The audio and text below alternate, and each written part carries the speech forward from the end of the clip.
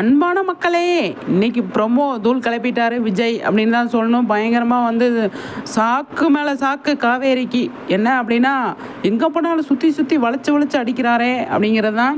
விஜய் சும்மா சுற்றி அடிக்கிறாருங்க. மொட்டை மாடியில் வந்து பக்கத்து வீட்டில் தங்கியாச்சு, பாட்டு பாடியாச்சு, டான்ஸ் பண்ணியாச்சு. இன்னி செம்மையாக இருக்கும் அப்படிங்கிறது தான் எந்த ஒரு டவுட்டுமே கிடையாது. ஆல்ரெடி நம்ம பாரி சார் வந்து நமக்கு சொல்லியிருக்காரு இல்லையா, என்ன சொல்லியிருக்காரு அப்படின்னா, இன்னி இருக்குது, இது மட்டும் கிடையாது, இன்னி இருக்குது அப்படின்ட்டுருக்காரு. நிறைய ஃபன் இருக்குது, நிறைய காமெடி இருக்குது, நிறைய என்ஜாய் பண்ணுவீங்க அப்படிங்கிறதான்.